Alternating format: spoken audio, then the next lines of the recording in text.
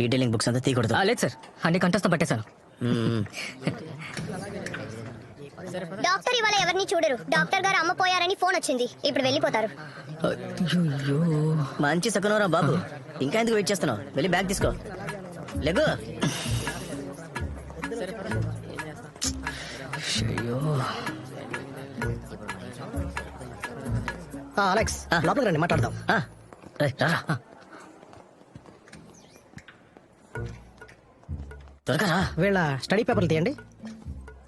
మన tour programme 2 నెలల తర్వాత కదా? అవునవును సార్. కలవని చెప్పారు. అందులో మనకు ఒక ఆఫర్ ఉంది. 200 ప్రిస్క్రిప్షన్స్ రాస్తే ఒక స్విట్జర్లాండ్ ట్రిప్. మనకి సంబంధించింది ఏం పెద్ద ఆఫర్ కాదనుకో, ఎఫికేసీ స్టడీ అని అంటాం. ఇంకా షకీర్ డాక్టర్ మన స్విస్ ట్రిప్ కి క్వాలిఫై అవడానికి ఈయనకి ఒక ప్రిస్క్రిప్షన్ షార్ట్ అయింది.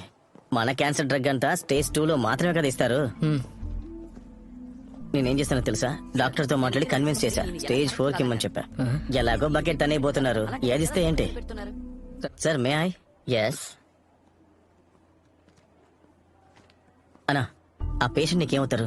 నా భార్య సార్. అన్నా, నేను నా కోసం ఒక వస్తువు కొనేటప్పుడు దాని ధర ఎంతో తెలుసుకునే కొంటాను. అది ఒకవేళ షర్ట్ అయినా సరే, మొబైల్ ఫోన్ అయినా సరే, ఏది ధర తక్కువ నేను అదే కొంటాను. కనీసం 10 కోట్లనే ఎక్కి దిగుతాను. నాకొక కూతురుంది, ఎలీనా. తనకొక్కసారి అసలు ఒంట్లో బాగోలేనప్పుడు డబ్బులు నేను అసలు లెక్క చేయలేదు.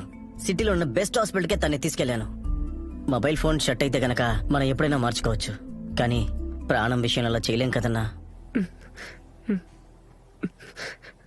సార్, మీరెప్పుడు రాసే మొదలే రాసివ్వండి, డబ్బుకి ఇబ్బంది లేదు. నా ఆటో అమ్మైనా లేదా నా ఇల్లు అమ్మైనా సరే మీరు చెప్పిన మందులే తీసుకుంటాను. మరి అమ్మాయికి ఎంత వయసు సార్? అదే సార్, మీ అమ్మాయి ఏలేనాకి. ఏ అమ్మాయి? నాకు అమ్మాయిలంతా లేరు, ఒకే ఒక అబ్బాయే. నేను అక్కడ ఊరికే కహాని చెప్పాను. Doctor, no heart feelings, it's just business. Exactly.